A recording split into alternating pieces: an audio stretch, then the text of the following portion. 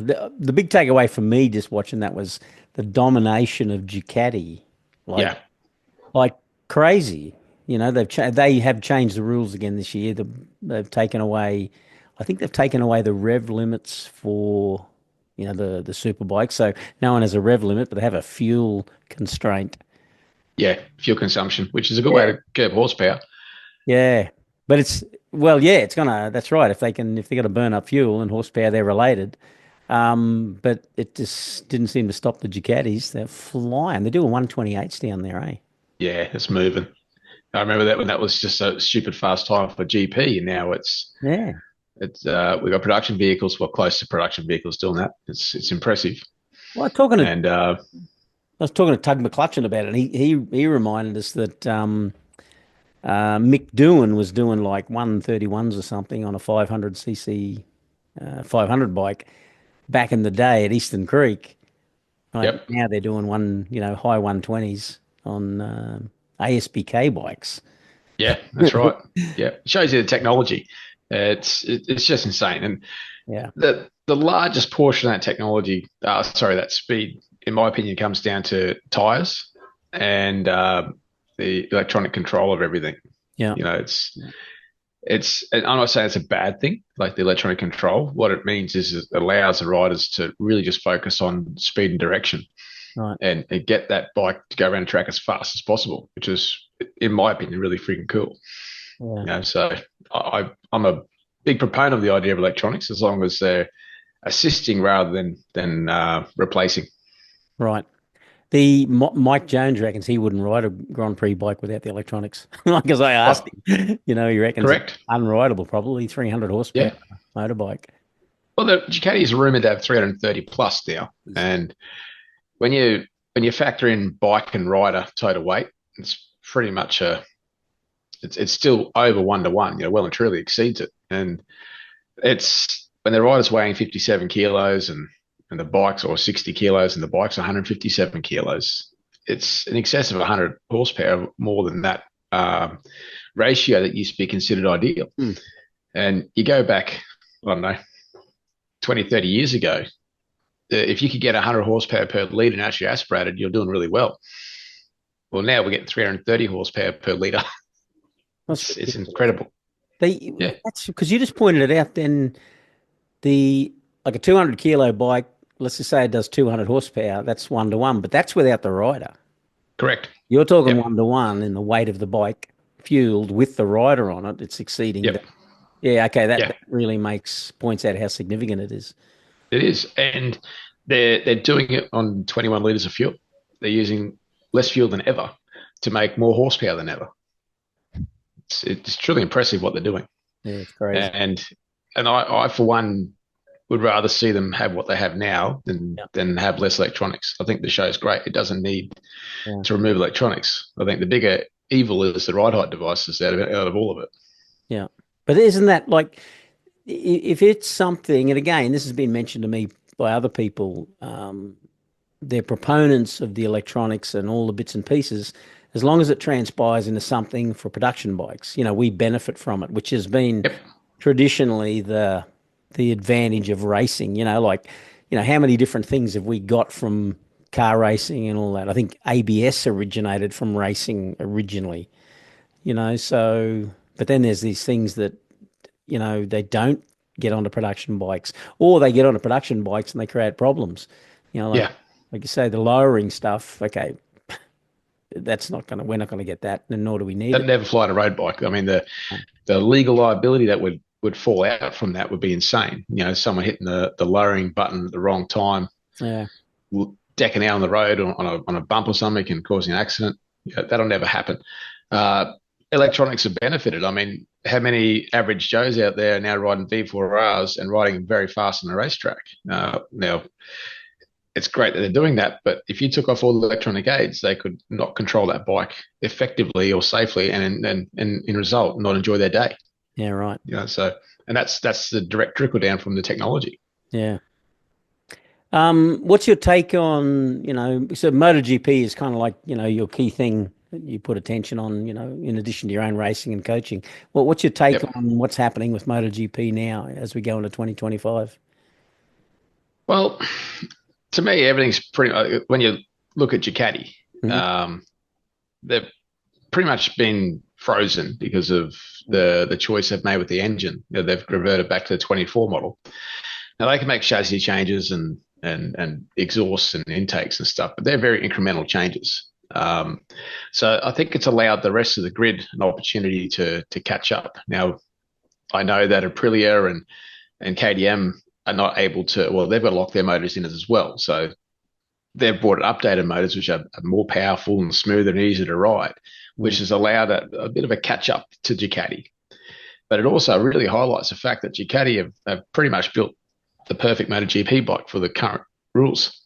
Yeah, right. They've basically tried to better it again. And they've decided that it's not better. So I think That's true. they're Yeah, head and shoulders. that's the take on it, isn't it? If Yeah, they've chosen last year's, then you go, okay, they couldn't get any better on that one. yeah. So, interesting. Well, the new motor is it is better in certain aspects when you read between the lines. It's a lot better in terms of throttle pickup, throttle management. Yeah, Um, it's smoother. It's easier for the rider to manage that part. Makes more power again somehow. Um, but where it loses is corner entry. It loses all its stability for the rider to attack the corner. And my sneaking suspicion with that is the internal rotating mass. So the the way they've made it smoother is by making the crankshaft heavier, because when you pick the throttle up, a light crankshaft reacts instantaneously, whereas a heavier one takes more inertia or more time to get up to speed, which then makes it easier for the rider to pilot the bike. But the negative of that is when you shut the throttle, that inertia carries on, and so right. the bike doesn't slow quick enough. So then you have to rely more on brakes and chassis strength and stiffness and everything else to pull it up. But when you get to that stiffness level to control that, it doesn't turn so well. So they've found that yes, it's better in places, but it's not worth the better there for the detraction it's had elsewhere. Right. And so that's why they've reverted back to the other motor, because it's just balance. It's got that great balance between stability and brakes, but at the same time enough horsepower to deal with the competition basically. Right. There was an article that floated around because I know that Michelin are bringing out a new tire, a new front tire, Yep. and Bagnaia, he loved it. His response to it was there was a little bit less feel, but more braking stability. Yes. It kind Correct. of relates to what you're talking about in that, the corner entry, he relies heavily on the brakes, and if they're going into a corner faster than everyone else, and the brake, there's going to be a lot of pressure applied to the braking part of it. Yep. Correct. So that may have been one of the things that helps him, but I just kind of but wonder if he did that testing on a 2025 model or 2024 model. Well, I think realistically, the chassis, looking at what the comments have been made that Ducati have done, that they haven't really brought a new chassis so much. It's a minor incremental change, Yeah. more so structure centered around stiffness. They've been really hell bent on trying to make the motor better. So I think that there's still a direct comparison to the 24 to 25 chassis when it comes to the tire, the change of tire. Right. When they first tested the 25 front tire, they were still on the 24 bike, and Bagnaia raved about it. And it comes from the fact that it's a bigger volume tire. It's got a slightly harder center to it, but the physical size of the tire is bigger, Hmm. and so it's when you got a bigger chamber and you're changing, so you fill that chamber up with gas, i.e., air. Um, when you compress or modify the temperature of it, the fluctuations of pressure and the carcass deformation sort of levels out a bit. It's not as pronounced. It's not as reactive. So it makes it more stable, which means you can then lean into it harder, abuse it more, and know that it's still going to do the same thing.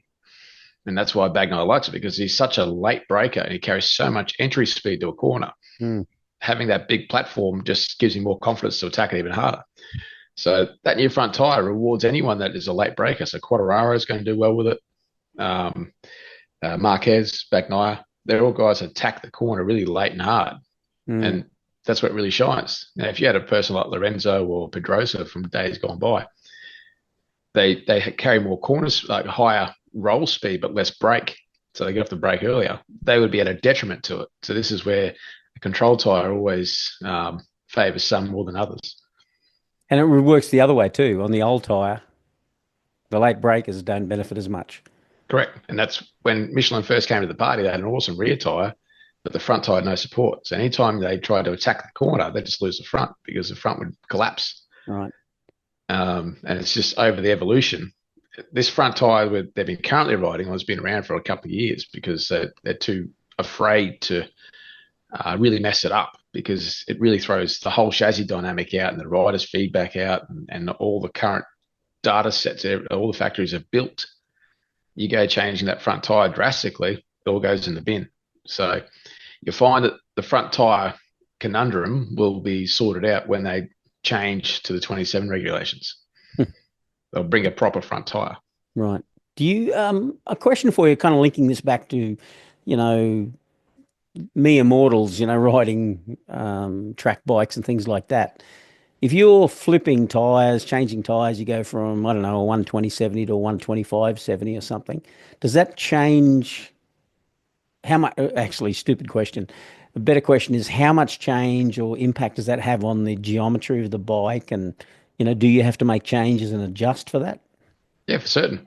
So the first number is the width of the tyre, and the second number is the height, or percentage of the width is the height of the tyre from the very top of the tyre to where it touches the rim. Right. So let's say it's a simple math for me straight off the bat. The rear tyre 190/50. That's like a 104 height rear tyre. Right, which Then is you go to 50% of the 190. Yeah, correct.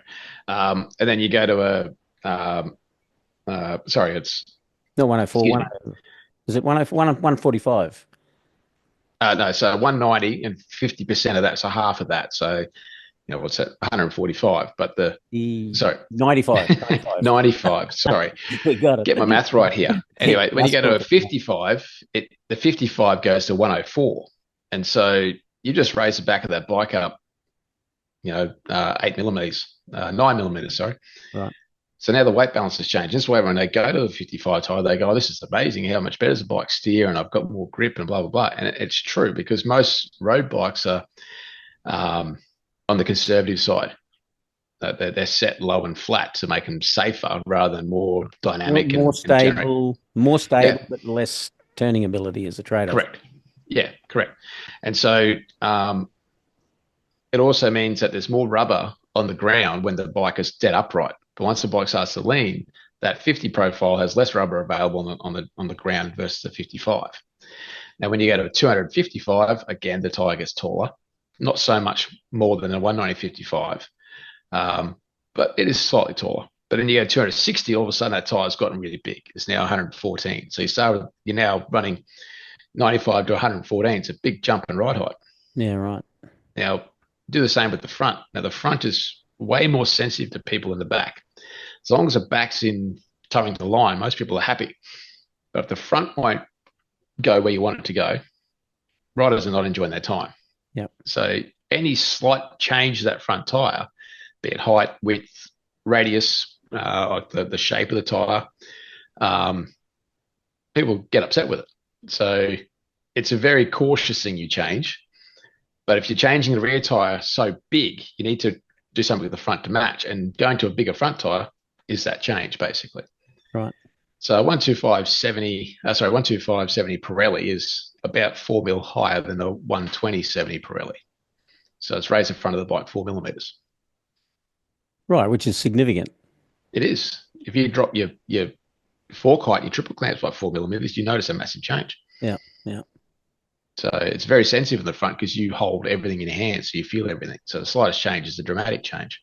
Yeah. What about like the idea that if you go to a 125/70 on the front from a 120, and you go from a 255 to 260 on the back, would you need to change anything? Yeah, you still do. So again, you look at the overall percentage of the height change. So you're going from 55 to 60 in the rear, so you raise the back about 4 millimeters or 5 millimeters. Now, if you wanted to get the best effect out of that, you need to raise the front to match. So when you go to the 125/70, you've raised it 3 or 4 millimeters. So you still need to then raise the front of the bike another millimeter via fork height to balance to back to where you liked your bike last. Right. Right. Because they're not the same. No, That difference. yeah, correct. Okay. Back to MotoGP. Aprilia. I mean, have you been looking at the Aprilia bikes and seeing what the Aprilia boys doing? I watched I actually got the results here in front of me. The Thailand MotoGP test. I think that was the last one, wasn't it? Yeah, Bezecchi, the fastest on an Aprilia. yeah. You He's a know, bit of a dark horse. yeah, yeah. There's something going on there, eh? I think he likes it. I think he does too. Like we can't judge Jorge Martin at all because he obviously wasn't there. But Joanne Mir, second fastest of the Yep, Ireland test. yep. What's It's a going on? bit of a take that one with a bit of caution. Um, the Honda still has a lack of grip on the rear, Yeah, and after a couple of days on track, a lot of rubber down, hot conditions, so a lot of grip available basically. So that lack of grip on the rear that the Honda has demonstrated for years now has been masked a little bit by that. They've made some great improvements. There's no doubt about it. They're consistently running faster than they were further up the order as well. They've done a great job, but they haven't actually addressed that lack of rear traction. And I don't know if that'll change until the new rules come in 27, even though they've got the ability to change new motors and stuff over the next couple of years. it's been a puzzle for him for a number of years now. Yeah. Yep. Why don't you just steal a Ducati engineer? You know what I mean? So, Like I, yeah. I just look at this and I go, a problem like that for and it resulted in Mark Marquez leaving Yes. at the end of the Yep. day. They lost, you know, potentially the best rider in the world. Yep. He left because he couldn't, his life was in danger basically riding that bike the way he rode it. Yep. Um, what, how come they haven't solved it or found some sort of Sure. solution to this in a modern world? There's a couple of things at play here. One is, I mean, they've tried 1,000 chassis, and truth be told, Honda's uh, history with chassis has never been the best.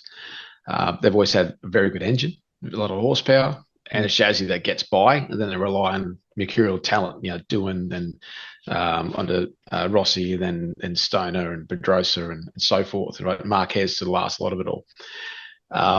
To essentially make use of the sledgehammer they built, basically. Um, Honda, they're a very Japanese company, Mm. and they're very proud that they're Japanese, and they don't really like the idea of bringing importing talent or knowledge elsewhere. They want to do it themselves, and that was demonstrated early on when GP switched to the control ECU, which is the Magneti Marelli. They fought tooth and nail to have a black box, like an intercepting box, to essentially act like a power commander on a street bike. So it intercepts one signal and spits out a different one. Uh, But over the years, they haven't really latched on the idea of getting a Magneti Marelli specialist in to help them with electronics, which they do 95% of it. The last 5%, they need an Italian guy who can read the Italian software mm. to decrypt that last little bit to unlock it, to give it better traction on entry, to better engine braking maps, to give it more traction when you pick the throttle up and when you're going off the turn. Yamaha realized this a couple of years ago, and they went really heavy-handed and poached a bunch of Ducati data engineers, electronic engineers. And I think they even got a couple of Magneti Marelli guys over as well. All And it right. gave them a bit of a kick up. Now, last year or so, they got Max Bartoli over, who was Gigi's right hand man, I think, over Ducati at one point. He's now overseeing the whole project, and they've moved a lot of their stuff to Italy to be more in around the Italian engineers. And Yamaha's got a bit of an easier way of that because they've had World Superbike tyres basically in Italy the whole time for 20 something years. And even in their GP thing, they've got a couple as well. So it's easy for them, but Honda are very entrenched in the idea of Japanese only. So they employ Japanese engineers doing Japanese things. So the fact they got Romano Albanese over from Aprilia, who's an Italian, to oversee it was massive change. That's something you would not expect Honda to do. That's a whole cultural change because the rumor was that they wouldn't take advice from anyone outside, like, even some of the Yep. riders and Marquez and Yep. no, well, sorry, they would listen to Marquez, but no one else. none of the Correct. other Yeah. riders or something. That's because they're relying on his talent more than anything else. So they wanted to make sure the bike was as good as it could be, that he could do something with it. It's a flawed business plan because, it's not very diversified at all. Yeah, correct. We've seen evidence of that for the last 5 years, 6 years. They've been lost at sea. Yeah. And Marquez himself often says he's not an engineer. He just rides the shit out of it. So Yeah. if he rides it to the absolute limit, which he does, the engineers will see the data and make the choice what they're going to do. And it's not the best for development, but it allows engineers to see just how far their bike can go. And if it's enough, they'll leave it alone. If not, they'll make changes. Yeah, I'll tell you a funny thing. I went into Chat GPT, right, and I typed in there like a brief description about, what's been happening at Honda and, their struggles and, the way particularly the Japanese manufacturers getting left behind by the Italians and the Europeans. And I typed in there, I said, if you were, the owner of Honda and running these teams, what would you do? And one of the things it suggested was get the Italian engineers into the team. Okay, even Yep. AI recognizes it, so it's not a Yeah. stupid idea. No, it's not. It's definitely what they need to do because um, the current landscape of GP is it's European central. It's two-thirds of the racetracks are in Europe. Yeah, So all the engineers have a innate knowledge of the racetracks and what they are, right. but also the electronics is made in Italy, Magneti Marelli. They're European electronics. Yeah, All the coding is written in Italian. Um, the tires are French, so everything is foreign to the Japanese unless they're over there in it. When the Japanese heyday was around, the electronics were their own. They built their own bespoke electronics, and Honda had an awesome torque induction measuring device. That's what gave them this unfair advantage. Um, but also the tires are Bridgestone, so right. they had Bridgestone a Japanese tire. So Yeah, they literally went out the back door and just spoke to the Bridgestone guy and said, "Hey, what's the go with this tire? How are we going to make it work better?" So they enjoyed the advantage, and now the Europeans are enjoying the advantage of home ground, basically. yeah, And the tables flipped. Ducati were nowhere in 2003, and then 2007, Stoner came in with a Bridgestone tire and made it work enough, and then they were nowhere again until they flipped to an open ECU, and they forced the thought hand of the about that. whole series. Yeah, interesting. So The yeah, How do you think they're going to go now that they've got what is he, Spanish? Alicia Spargro in as a test rider. I mean, what's his role going to be? How much information are they going to take from him? yep. I think it'd be really good. He's a hothead, and he'll tell him what he thinks straight away. Yeah, right. And I think the key aspect is they've got Romano Albanese with Albanese, whatever his name is, with him, who was his project leader over Aprilia for many years. Yeah, So them two have a great working knowledge. They brought that Aprilia from nothing up to what it is now. Um, and you team that together, I think they're a great uh, pair of people to give the information to Honda that they need to actually catch up. And then I think the actual real secret to all of it is actually Taka Nakagami as well. why is You got, that? well, he's a fast guy. Yeah, He's still relative in terms of he's pace. only ever ridden Hondas. That's true, but now he's on the test team. Mm, He's speaking to the actual engineers that Honda bring out. The engineers that Honda bring out don't go to the racetrack. They stay back at the factory. The only time they go to the racetrack pretty much is when the test team's there. right. So there's a breakdown in communication from the racetrack back to the factory. So now when he's at the test events or test days, he speaks Japanese to Japanese engineers. Right. So there's going to be a much clearer line of communication. The biggest thing that Gigi Dall'Igna has always said is communication between the racetrack and the boys back at the factory. Where if everyone's talking the same page, the things happen better, happen sooner, happen quicker, happen easier. And for a long time, Honda have had whatever happens in the factory, it just gets sent to the track and they just write it. And then whatever data is, they send it back. There's no real communication going on. Yeah, interesting. Yeah. So I think it's a big thing, big boon. Yeah. What's your take on Yamaha? Because Yamaha now got a satellite team, which has got to be a boost for them. They've now got Yep. four bikes on the track. Yep. And they've got some decent riders too, with Jack Miller and Olivier Oliveira. Yep. in Yep. the second team. So, what's your take on where they're headed and what they're going to do? Yeah. So, like the biggest thing is information, right? Now, Quartararo is their fastest guy or their go-to man. Now, all he's ridden is Yamaha, so all his information he ever has been Yamaha. Yeah. Um, Now, when you're playing catch-up, you're trying to work out what the competition is doing. Having someone that's ridden a Ducati fairly recently, which is Miller, is priceless. Mm. The second best bike in grid was the KTM, and Miller's just literally stepped off that, and Oliveira only just recently too. Now the bike that's been rising to the top has been the Aprilia. Again, Oliveira has been on that too. So Yamaha are enjoying this free access of Yeah, the right. sensations and the strong weak points of literally the top three motorcycles on the grid, for paying peanuts for it basically. Mm. And Rins, even with the Suzuki was a sweet balanced bike. Now Rins, I think, finally is coming back to full strength. He's had a horrible run with his leg.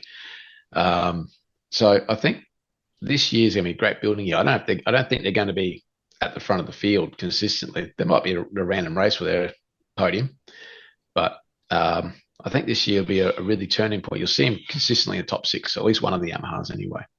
Yeah. And Well, I the think it's result. just the information. You know, when Miller went from Ducati to KTM, the main reason KTM had a big upturn in performance when that first happened was because he brought with him his crew chief from Ducati, Poopelin, who's been there forever, and he brought in a data engineer from Ducati with him. They're the only two people that went over with him. But straight away they said, "Why aren't you guys using this in the software?" And all of a sudden they just unlocked all these electronics they didn't even know they could do. And all of a sudden it just made the bike better. Hmm. And then what hurt KTM last year was the fact that Michelin brought in a better rear tyre, a much more grippier tyre. Their bike just wasn't tuned for it, and they had horrible vibration in the rear. But in terms of giving it the next leg up, that was Miller coming in and his little Ducati crew coming in, giving the information needed to help them get a new direction to start pushing forward again. And now Yamaha's got that benefit.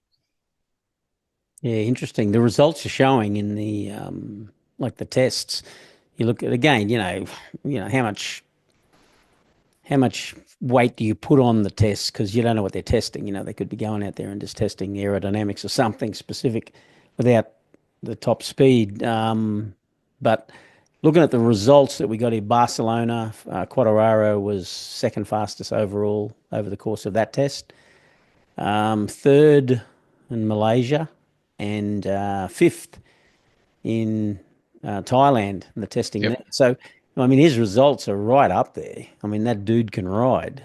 Yep. For They've sure. obviously had some gains.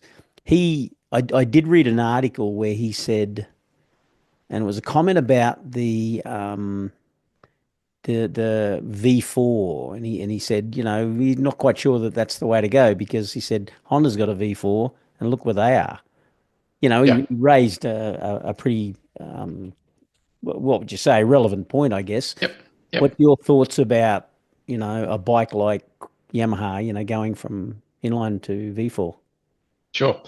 So I look at it in the most simplest layout. So the inline four's got a longer, heavier crank, and the V4's got almost well, essentially half the size of a crankshaft. So when you look at the gyroscopic effects of what's going on, you get a spinning top that's really light, like a plastic one. You spin it, you bump it, it'll fly off the table. You get a big heavy metal one, you bump it, it won't even barely get a wiggle up. It'll just keep spinning where it is. So you relate that back to the crankshaft. You got a crankshaft that let's say weighs 14 kilos and it's spinning at 16,000 RPMs. That's one hell of a gyro just sitting there. Mm. Now, it makes it hard to change direction. It doesn't want to change direction. You need a lot of force to make it change. Um, so the agility of the motorcycle is reduced, but the stability is really increased. This is why the inline four carries a lot of corner speed because Yeah, once it's very lent stable, over, stable yeah, in the corner. Right, right. correct. It keeps that bike on line, on a trajectory. If it hits bumps, it holds that line better.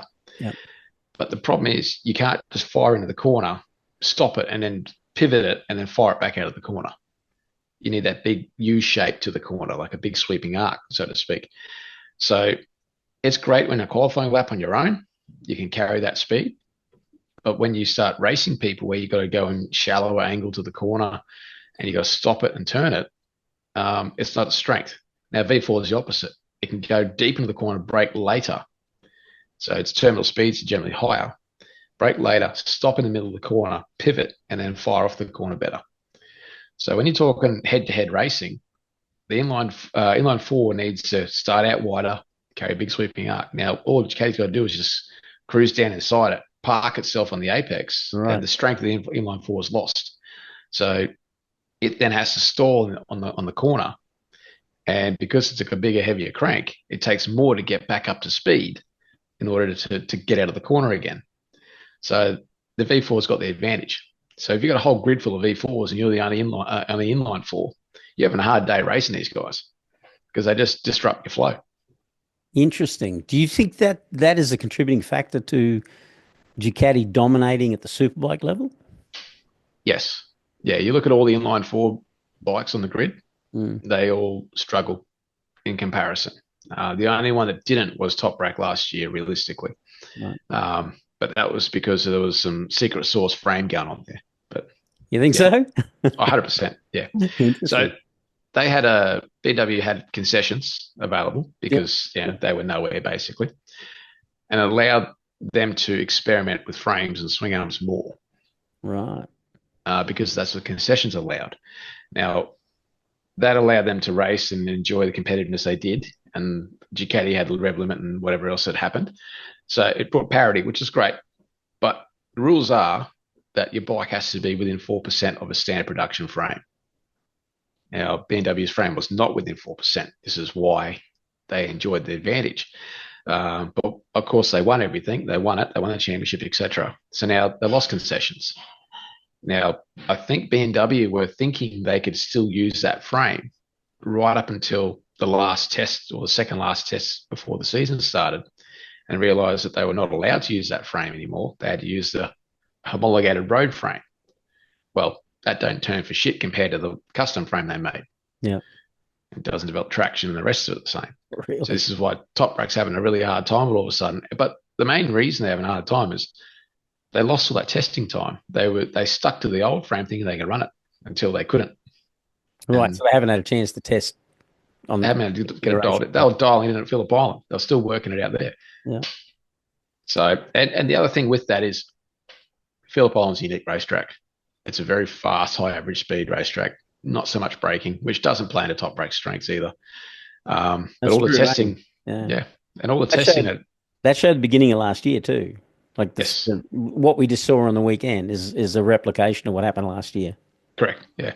And so BMW's testing is all done in Europe. It's obviously not a lot of fast flow tracks in Europe that they test at, Mm. um, because the bike is very very good at braking and accelerating, not so good at turning. And it's kind of been a core BMW trait since the S1000R was brought in 2009. They're getting better and better and better, but in realistic terms, its strengths braking acceleration, and Phillip Islands is literally the opposite of that. Yeah, yeah, yeah, true. Well, that shows, I mean, he's always been that front end rider, hasn't he? Yep, Coming into a corner, and that was the prediction even at the beginning of last year that the Beamer would suit his style, but not at every track. yep. Um, how much, like, I know we're talking about World Super, but how much of contribution did to winning was Top Rack specifically? I mean, he's a talented rider, and there was a gap between him and the rest of the BMW riders. Yep. And that's the only way you can really gauge it is where's the rest of the BMWs? Yeah, Were they finishing on right behind him, or were they finishing 15 seconds behind him, or 20 seconds behind? That's the only real way you can gauge the difference he made mm, is to compare to the other Beamers. Now, Redding's no chump. He's a great rider. mm. He's always been thereabouts, no matter what category he's been in. So, but he was lost at sea on the BMW. Was yeah, There's nowhere, no confidence from it. Now, there's a strong rumor buzzing around that he got the standard M frame, the production one, and Top Rack didn't. He got something else. How much that's true, I don't know. But you'd have to at least think that Vandermark got the same thing as Top Rack did, you would and think. he was not there. No. So, And then um, it's interesting. Reading, is right up there in the top four on the last Duke. weekend. Yeah, Yep. the Ducati. Yeah. But nothing taken from Reading. I think he's actually a really good rider. Yeah, That bike is utterly dominant on that grid. yeah. There's I think you can put any rider on that grid on a Ducati, they'll do well. Mm, They may not win it, but they'll do well. mm, So, um, but that's more power to Ducati. Good on them. They made a bike that is in the rules and yeah, is the best bike on grid. yeah. You can't have a go at them. That's why they're there. They spend lots of money to make it the best bike. They've obviously poured a lot more money into it in there. It's definitely in the race teams than Yeah. anyone else, any other manufacturer. Yep. I think it was Dylan. Didn't he say, "What you want me to slow down? How about the other guys just go faster?" That's when he was dominating. They were saying, "Can't you just slow down?" He just turned around and said, "No, everyone else needs to go faster." That's where It's the I have, same. well, that's where I have issues with that whole rev limiting thing. I go, freaking hell, just let them go, provided they're within the rules. Limiting them, others will catch up. Yeah, Through sheer yeah. necessity, they realize that they'll have to innovate or change something, but, or poach someone. So, Look, I like the idea in GP where they have a limited bore size because that kind of brings an artificial ceiling to a lot of things. yeah, right. Um, and if you let anything else be a bit more open, you'll find that it's actually cheaper, in my opinion, anyway, Mm, to make a bike competitive because you don't need to spend a squillion dollars on one particular thing you can do to get the best out of it. You can kind of make up something else with the knowledge you got. yeah, Um, so when you're talking about bikes that have rev limits, that's okay. You're hobbling the bike, fine. But then they're going to spend more money on the electronics or something to make it more usable or something else somewhere. Um, then you turn into the fuel burn issue. Okay, that's fine. You got less fuel. That means less revs, therefore less power. But now we're going to spend squillions of dollars on boffins to make it mm, burn less fuel. yeah, They still send us. They all have a racing budget. yeah, Every team does. Every factory does. They're happy to spend whatever they're happy to spend. Telling them they can't do something just means they just allot that money to something else. mm, So it's a flawed structure. To me, it's like, okay, we're going to do this year World Superbikes. It's 1,000cc, four-cylinder bikes, maximum bore size. This go mm, do what you like. End of the day, they're still going to spend the same money. Now, if a company's got to handle the building frames better, well, they can just pour their money into something else. And if a company's got better motors, they'll pour it into chassis, and it just all balances out.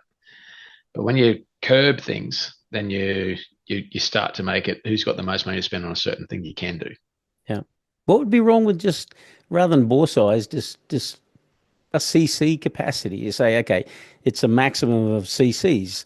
Like World Super is a maximum of 1,000 CCs. Yep. Because, the reason I ask that question is if you look at the super sport class, it's ridiculous. They now got, okay, if it's a three-cylinder, you can have this many CCs, and if Yep. it's twin, it's a different thing. Like, it's stupid, Yep. in my I, opinion. It makes no I sense. like it. I like it personally. It's like the old superbikes of old where you had 754s and 1,000 twins. That was cool because the twins had more ground off a turn, but less terminal speed. Yeah, And there was a strength and weakness going on here, and the manufacturers played into what they knew and made bikes great at what they did. Um, but the reason why I say bore size is a good one, because if you make a motor massively over square, so a really short crank throw and a really big bore, you can rev the crap out of that. right. And so, but to make the motor hold together with such a big, heavy piston flying up and down in miles an hour, the expense of that metallurgy going on to make that metal strong but light all at the same time is insane. So, but then you also need to bring in valve springs that can withstand. If they can't, then you bring in pneumatic valves. And if they, it just keeps escalating this thing. Now, Yeah, if you have a bore size, it can only be so big before you need to make the crank bigger to get the capacity. So once the crank gets bigger, it can't rev any higher. It has an artificial ceiling to revs anyway. yeah, And so that's why it's a cool thing to hobble the technology money spent on the engine development, because that's actually the dearest thing out of all of it, is making that motor generate 250 horsepower out of a liter. That's insane. anyway, We're talking and huge money too, like engines worth $500,000 and more. yeah, yeah. But the development of it will be astronomical Yeah. because that's a lot of force going on. It's insane amount of force in a little contained compartment, Yeah. and to make that hold together would be big dollars just to make sure the rod bolts are strong enough to make the rods are strong enough, the crank bearings can withstand, etc. The webbing of the motor to keep it all in one position without twisting. That's all just an Mm. insane amount of R&D cost. Is bore size limiting a factor in super sport? No, I don't believe it is. I think they're doing it more. Um, Cylinders and CCs. yeah, but also I think there's a couple of bikes that are getting hobbled electronically as well because they go too far, basically. I think it might be the R9. Um, Oh, yeah. I think they've got a electronic rev limit imposed or a torque reduction. They're basically making it okay. So the standard bike does this. I think the way they're structured is each manufacturer can wheel a bike in with a homologated bike and a homologated kit part catalog. So every other team on the grid can buy that catalog, which is what they used to do back in the old supers when Fogarty and stuff were running around. Um, and so what it means is that bike's homologated with, I don't know, standards 128 horsepower and it weighs, let's just say 80 kilos. Right. Well, that's too fast, too quick, too light. So we're going to electronically hobble that down so it can only make the power to weight what the other bikes do. And so Right. the certain bikes will get a electronic hobbling, and other bikes will be allowed to do more in order to bring parity to it all. It allows manufacturers to be involved, and that's all cool. Let's see different I bikes on the get that. grid. You will see a lot of different strengths and weaknesses on the grid. Yeah. When they're all inline fours, they all do the same thing. When they're triples, they'll do a different pull out of a corner versus an inline four, but still not as much as a twin and so forth. So I think it'll be mean, I good get, racing. I get that, I get, oh, like, yeah, like you say, it's probably exciting to watch as a racing thing. It just strikes me as very kind of all over the place, like, It is. because It's a mess. well, you look at Moto 3, which is probably the most exciting racing on the planet, Yep. like shoulder to shoulder, argy bargy racing, um, and they're all riding the same bikes. Yeah. You know what I But mean? It's the cost is astronomical. It's insane the cost of racing Moto 3. It's twice as dear as racing Moto 2. It's yeah, just they're serious bikes, aren't they? With electronics and they are. weigh nothing. Look at they weigh 80 kilos or some Yep. stupid thing. But you've got two manufacturers Yeah. that are fighting each other and they don't care what it costs because they charge the other teams whatever it is. And it just allowed them to get way out of hand. So Are we talking KTM, two manufacturers in Moto 3? yeah, well, two bike builders. Yeah, we get other manufacturers like CF Moto stuck a sticker on the side of the bike. It's a KTM. Yeah, right, right. So ultimately, what happens is Honda build a new motor. It makes 8 more horsepower than last year's or whatever it's going to do. They homologate that. When they homologate it, that means they have to then make it available to every other team on the grid. But they also have to make it at a set price. Now, they still get to call what the price is. So by the end of the season, they've spent twice as much as a Moto 2 team does on an entry level bike, well, entry level in GP paddock. It's just insane. So I think the new rules coming through for Moto 3 will really stifle that. You'll end up with a bunch of faster but cheaper bikes. Hmm. I think it's going to a single make actually. Yeah, wow. Well, oh, okay. Similar to Moto 2. Yep, yep. But I even think the chassis are being controlled like it's literally a single Right. make class. Because there's Yeah, variation in chassis, Kalex and Suter and yeah, Boscoscuro and the rest of it. Yep, that's yeah. right. But ultimately, they all end up in the same thing. They're all on Owen suspension and one of two chassis and the same motor. So that's why it becomes a bit of a snooze fest to me with Moto 2 because there's not much available to play with. It's too Yeah. controlled. Yeah. MotoGP, they're locked into. So basically, the rules are once they choose their motor, frozen for 2 years now. So they're going to run 2025, 2026 with the whatever motor they choose. Yep. Um, is it next year or the year after? They are reducing the aerodynamics, aero I pack. believe it's the 27 package. Okay, that's gone back there. Okay. Sorry. Yeah. So that new rule when they bring in the new rule book, the whole lot gets changed. I don't mind aero. I think it's pretty cool, like in terms of pinnacle technology and what they're doing and what Mm. they're starting to understand is pretty cool. Yeah. Um, it is making it harder and harder for riders to ride them. The forces involved to hold on to them, to deal with the cornering forces, the braking forces, etc. The human body can only withstand so much load, especially when you're asking riders to be 60 kilos or thereabouts. There's not a lot of muscle mass to deal with that. Yeah. And so, you get the spate of riders with arm pump issues again. I think Jack Miller was saying a couple of years ago when the wings kind of really took hold, he was saying that some riders are getting bicep tissue or tendons tearing off the bone, just staying on them. So I think there's a ceiling to that. You can't just keep making him have higher performance because there's someone sitting on top of it. They're not strapped in like a Formula One car. They're in a bucket with a bunch of belts over them. Yeah, correct. Don't have that, so there's a limit. And I think what they're doing is better by reducing it. Yeah. I think it's right by not eliminating it. But I think I've spoken to before in the past. The ride height device is probably the biggest issue, Yeah. and getting rid of that's going to make a big difference to the racing. Yeah. They there was a video I saw recently of Pedro Acosta. He showed his hands. He had blisters on his hands from the Yeah. race.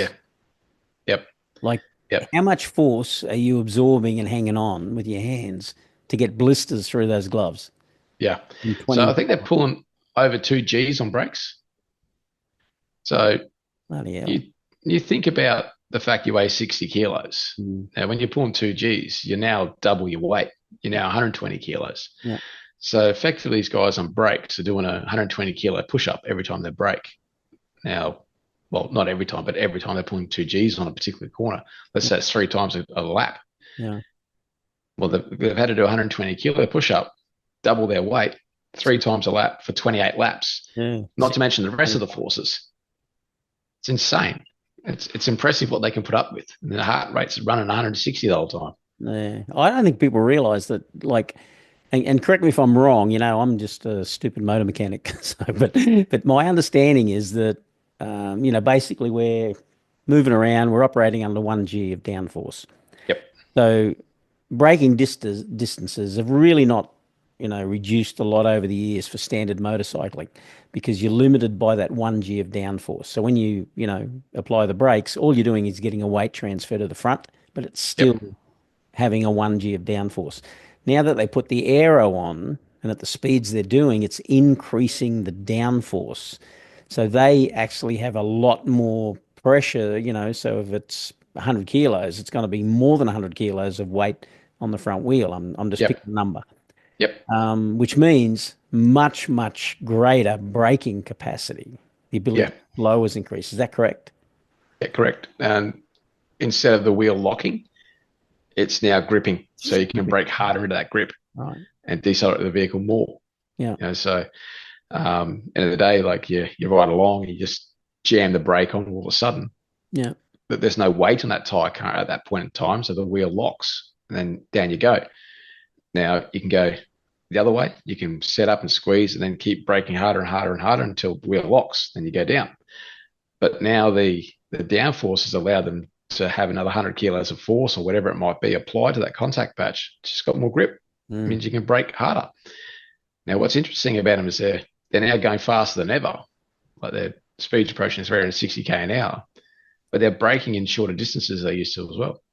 So it's insane. It's crazy. Yeah, It's it crazy. is. I think if people realize, like that whole braking concept. I know I'm going to have a talk to Chappie about it on a episode, but it's Yep. that whole concept of, if we put new fancy brake pads on and all this sort of stuff, it's not going to stop you any quicker. But at the end of the day, it'll stop it fading, on Yeah, a it road will bike. stop you quicker too. It will do. Yeah, it'll stop you in a shorter distance. You got a higher coefficient of friction, Right. so it's slowing you down more. Even if you're riding up, you're on a super bike and you're running, I don't know, some sort of sintered pad there, and it's close to locking up. Is a better pad going to give you better braking capacity or capability? It does, but there's other things that go hand in hand with that. Now Right. you've got more ability to slow the bike down. You got more weight transfer throwing forward on the motorcycle. So now we need to either brace ourselves so we don't put so much weight into the front of the bike, or we stiffen the front of the motorcycle up in terms of spring or compression dampening or something like that, or we change the geometry of the motorcycle, make it longer and lower so it doesn't transfer weight. So you can still pull the thing up quicker with better friction, but not overload and rotate the motorcycle forward by having too much braking capacity. Yeah. And that goes hand in hand with the Ducatis now on GP. They're longer and lower than ever. They're physically massive motorcycles now. If you just have a jump on Google and you get a direct picture of a 2013 Honda RCV and put it next to a scaled image of a current Ducati, the current Ducati is probably half a foot longer. Yet it turns as effectively because of the aero. But it's also, because it's so long, it's so much more stable, it can accelerate and brake better. Yeah, right.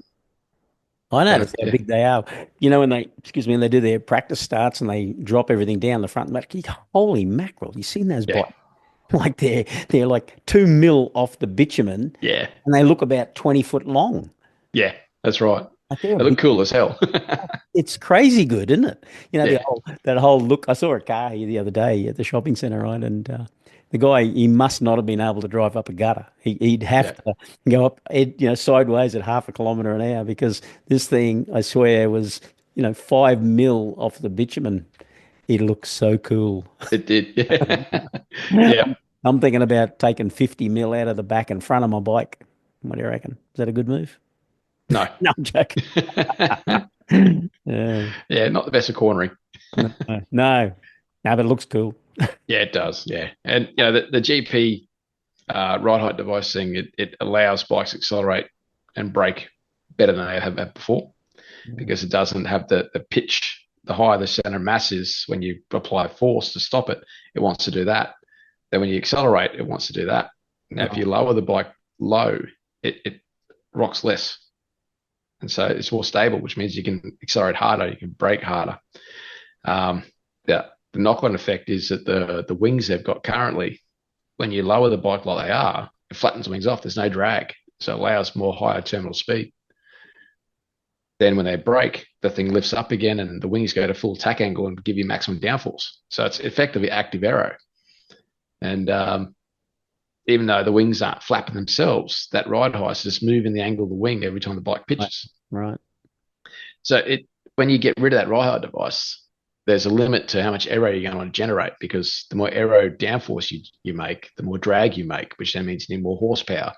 Now, if you've only got so much fuel to burn, then you can't keep making more horsepower. So then the aero stops at some point. So they've done the right thing by getting rid of that ride height device. Yeah. There's a knock-on effect as it fixes a couple other issues in the series, basically. Yeah.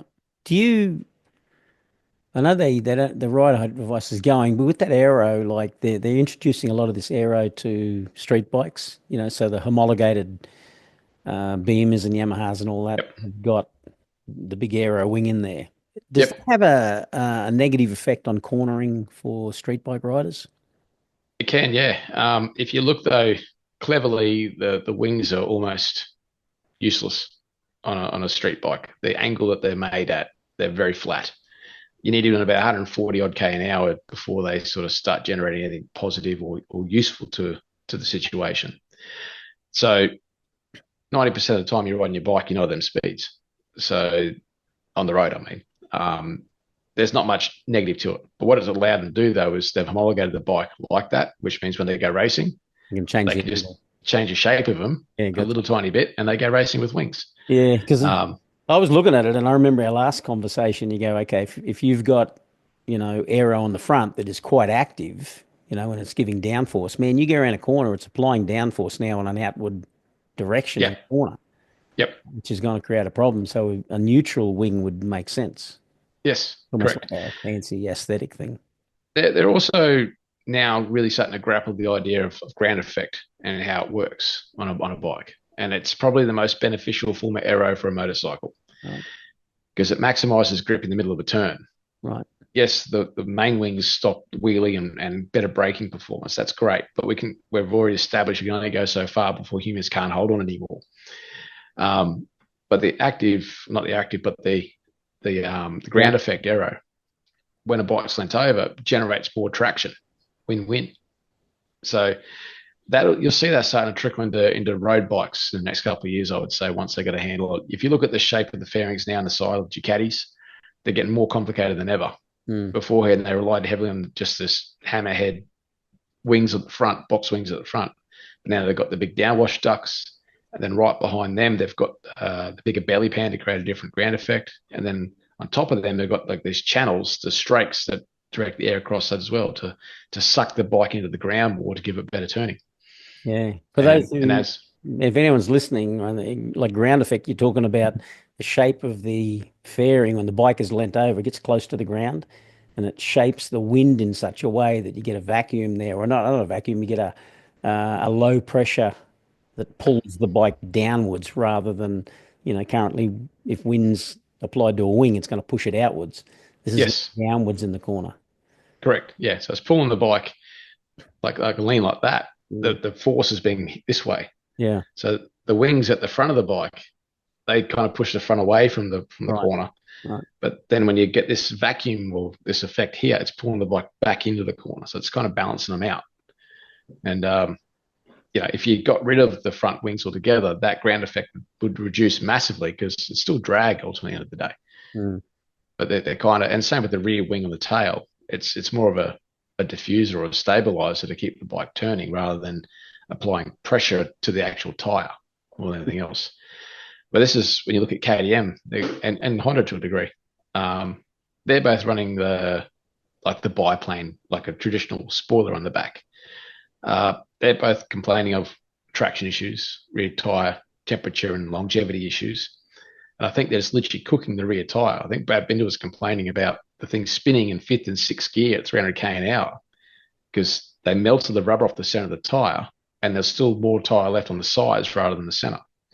And it was just purely because it's just cooking the crap out of the tire and melting the rubber. Mm. Now, the other brands like Ducati, Aprilia don't really have much on the back. They run the Stegosaurus things they call. And they're essentially straight. So when the bike leans over, the inside wing has a bit of downforce, but the top one's catching the wind and keeping the bike turning rather than applying the pressure. Because once they get that bike finished turning, as you know, a CSS, the sooner you get the bike turned, the sooner you can get back on the gas and drive off the turn. So they're relying on that principle rather than pushing the tire to the ground for traction to drive. Well, Yamaha got them on too, I think. Eh? They've tried. They've gone back and forwards. They're now firm in the Stegosaurus camp. Yeah, yeah. There's so much to it. Yeah, it's complex. It's beyond me. Everything in motorcycles is a compromise. When Yeah, you chase something, you lose something else. That's just how it works. yeah, It's just about finding the best balance. yeah. I do have a question for you. It's based on it's a general question around damping settings. As a general principle, let's just say, you want to do some sort of spirited riding and that. You got options to slow down the compression or free up the compression so it compresses quicker. And you got options to slow down the rebound or allow it to rebound quicker. Yep. Kind of what's the best general principle with this? Is it to kind of have a slower compression on the front and faster rebound and then the reverse on the back? Okay. So think of it this way. You're riding along at 60 k's an hour and you hit a bump that's 25 mil high. Yep. Okay. So that front fork needs to compress at a speed quick enough to allow the fork to travel up and over that bump at that speed. And keep the wheel on the ground. Yeah.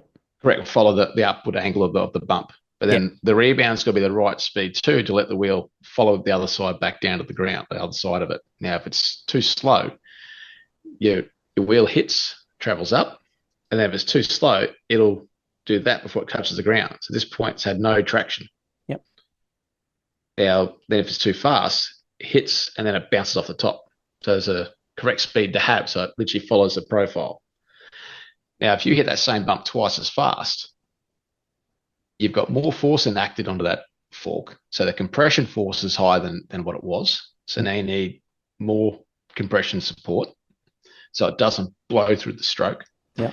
But then on the other side of the bump, you need that wheel to return faster. Right. So you would firm your compression and you would soften your rebound, generally speaking. Yep. But that's the premise, is that as you go faster, you apply more force. So Right. you need to control the force to keep the bike level.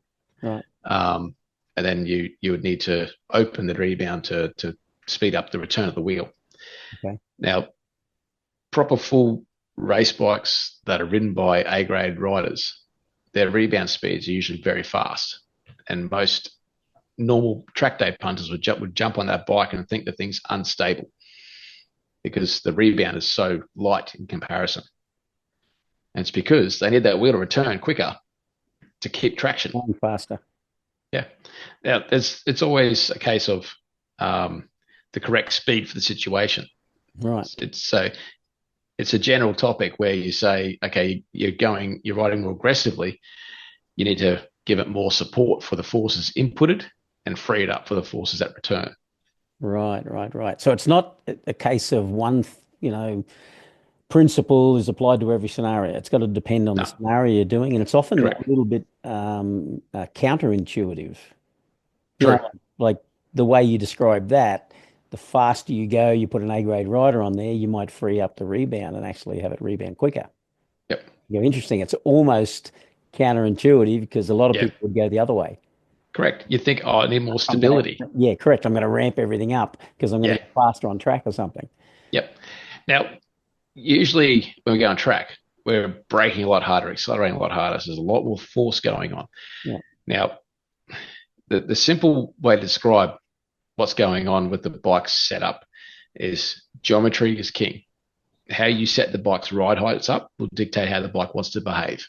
So if you make the bike raked out like a chopper, it's going to steer really slow, but super stable. Yeah. And you make the bike on the nose, it's going to really turn sharp, but it's going to feel really twitchy and nervous, right? So it's a simple thing. Geometry dictates the behavior.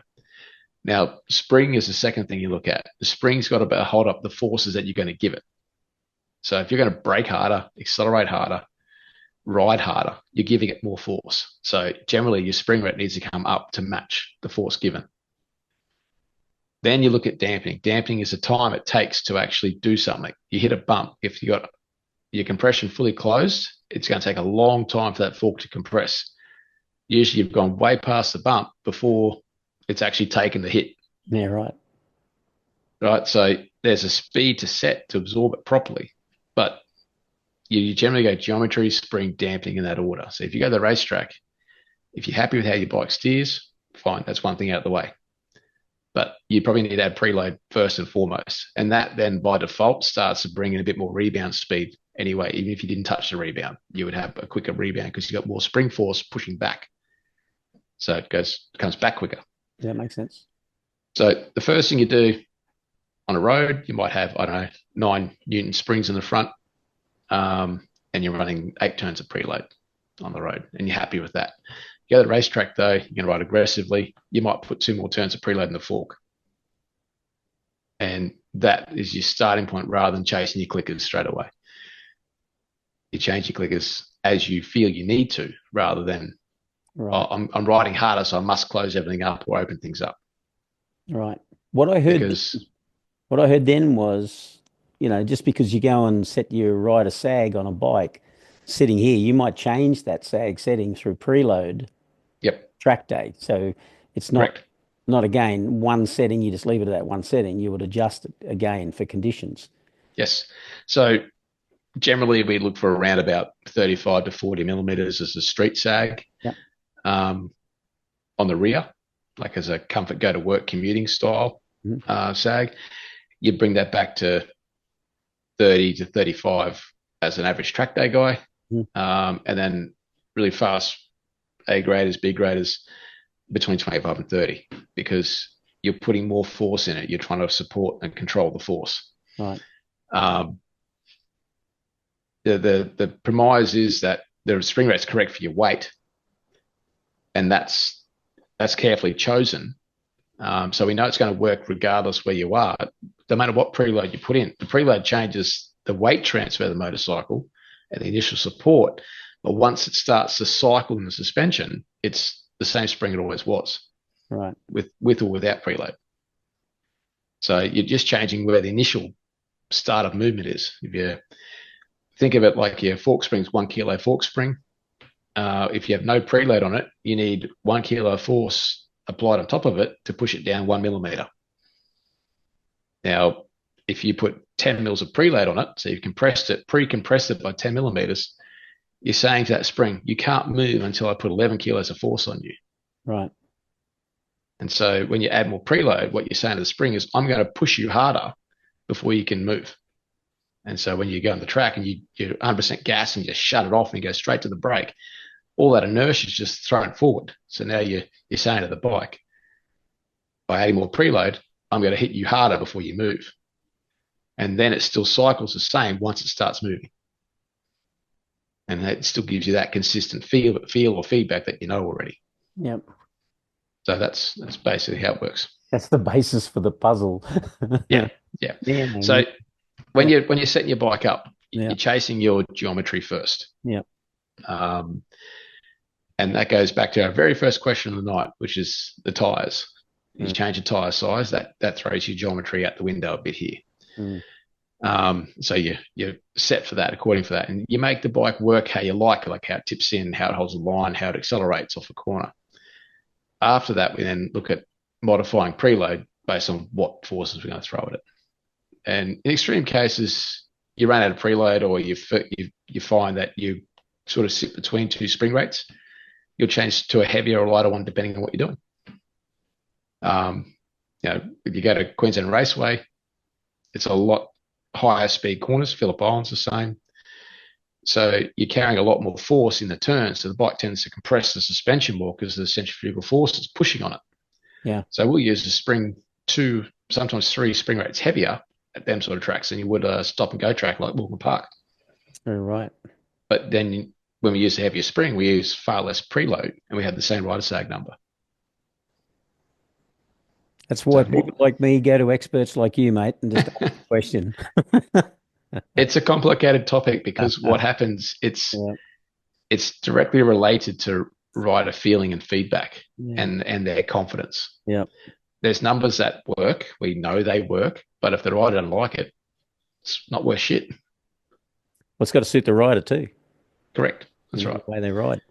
It was interesting because I'm still pretty happy with the setup we got. So, we had a good start out on that one. So with your one, it was, I know what type of rider you are. I've seen you so many times in a racetrack, knowing that you like to give it a good little punt up in the range and you do track days on it.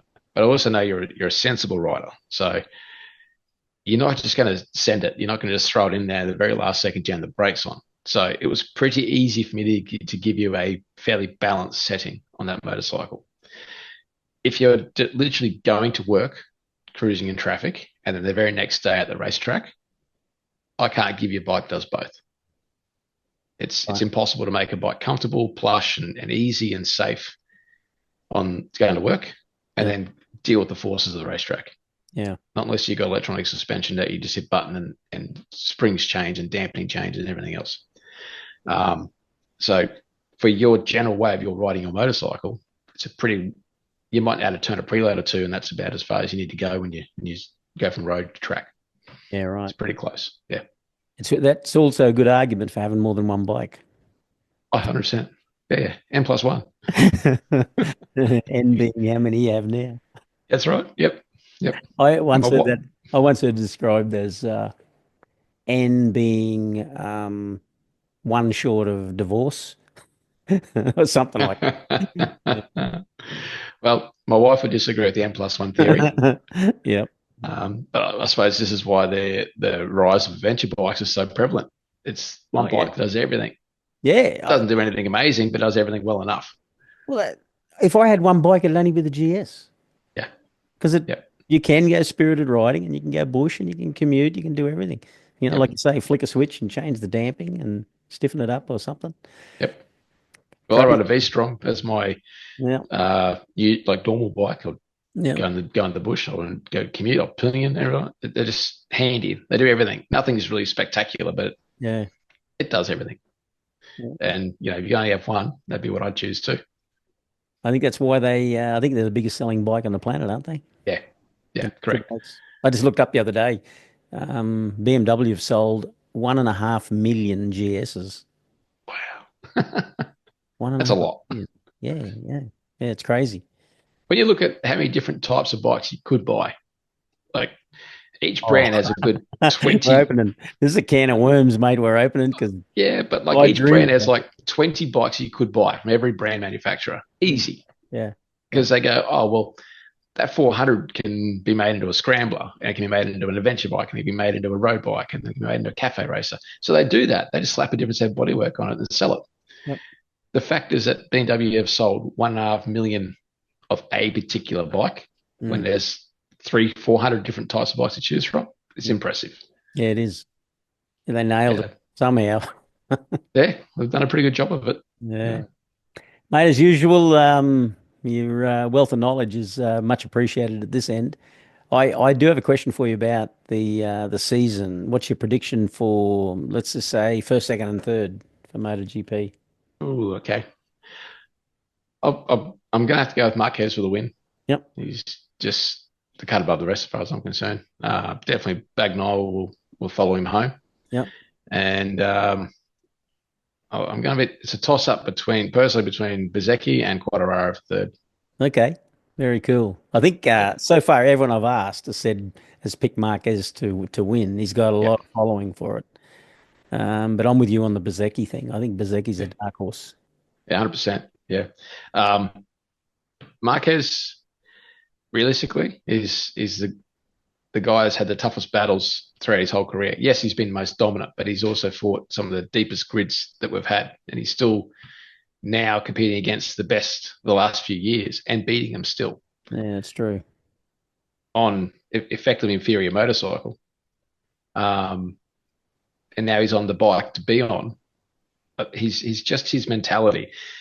The all in way of doing things is more positive than it is negative. Yes, there's negatives to it. Like he burns riders at times and he'll throw it down the road at times. But the simple fact is that he goes 100%. Every other rider rides at 99% all the time. He literally lives at 100, 101%. Mm. And providing he stays on it, it's a winning recipe. And it makes him faster than everyone else. Simple as I that. admire it. I mean, he's a true racer. 100%. Yeah, like I Yeah. had a discussion with someone recently about this, Yeah. um, and they're not a Marquez fan. And look, I'm not. I really appreciate Marquez, and I'm a fan of what he does, but I'm not like a crazed fan. I don't think he's like the god. Um, but if you got a scorecard, like you're playing a card game, like a soccer cards or whatever the kids play with these days, and they've got like a attack power and defense power and so forth, and we'll point each thing. If you look at it unbiased and subjectively, Marquez is the highest scorecard of anyone ever, as far as I'm concerned. Yeah. Look, his attitude, his riding skill, his tenacity, whatever it is, add them together. He's the most complete racer I think we've ever seen. I became a fan when following his story and what he went through and his dedication to come back. Yeah, Like he made some big decisions there, and that struggle inspires me. yeah, I really respect that. Even though I never liked the guy, I thought he was an arsehole to begin with. But I admire his racing and I admire his tenacity and his yep, dedication. He's dead set up there. yep. And from all accounts, he's actually a really nice guy to his unit, to his family, to his team, to his people. Yep. Very humble. That's one of the first things I read about from Tardozzi was saying he's a very humble person in the box. He's like a rookie, Wow. just accepts all information, doesn't tell anyone what to do, etc. Um, I think he's actually is a nice person away from it all, but when that helmet goes on, he's ruthless. It Yeah. doesn't matter. Yeah. Everyone else can be damned. He's going to win it, Well, wasn't, and like Rossi was like that. they all are. You All know, them ones are the greats that made the difference. I like that. yeah. Dylan is the most stone cold killer rider you could ever picture. He deliberately went to the opposite motorcycle just so his competitors would jump on it thinking it was better. Then he went back to the other bike. He Really? did that. Yeah, he had the Screamer bike initially, the Honda two V5. stroke V4. Yeah, V4, yeah. And it was a screamer and it was an absolute animal and hard to manage traction. And then he brought the Big Bang bike out. So a lot smoother power, easier to manage. And he jumped on that and he beat the field, obliterated the field with that. So all these other Works Honda riders jumped on the Big Bang bike. Then he just went, right, I'm back on the screamer now, just to mess with them. He didn't need to do it. He could have stayed in the Big Bang and kept winning, but he wanted to crush his opposition. That's how he was. And he's one of my favorite riders ever, purely for that mentality. Mladen was the same. Matt Mladen was just this Yeah. monster on a motorcycle. And Marquez is the same. Once he's on that motorcycle, doesn't care who's in front of him. He's winning. I like And that. if he's not winning, he's throwing it down the road. Doesn't care. And realistically, that's what wins championships and does things. Yeah, well, you can't argue, eh? Like, It's that's proven. where even Stoner was like that in many Yep. ways, you know. Yep. You win every race you can. And if you can't, at least try and win it. Yeah, yeah, Never settle for second. yeah. And this is why he had to get off that Honda. He knew he was going to destroy himself because he knew no other way. It had to be flat out or nothing. Mm. And Dizzy had some doozies on that thing. And paid the price physically too. He did. He did. Yeah. Yep. Um, Mate, I got nothing else. Is there anything else you want to add?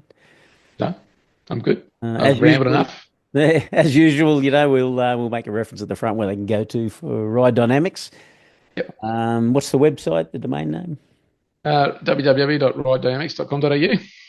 www. That's old school. Yeah, old school, I know, You but don't that even you've say asked. that now. Yeah, That's well, I'm hilarious. not one for computers, so I can tell. yeah, call me. Don't email me. HTTPS forward slash. Is that what it is? No, No, call me. I don't do emails and I don't do websites that well, so yeah. So I'm too busy spinning spanners. ridedynamics.com.au. Yeah, Great. Okay. Cool. Thank you for that, mate. And I look forward to chatting again and look me forward to too. more about motorcycles. And you take care. You too, mate. Cheers.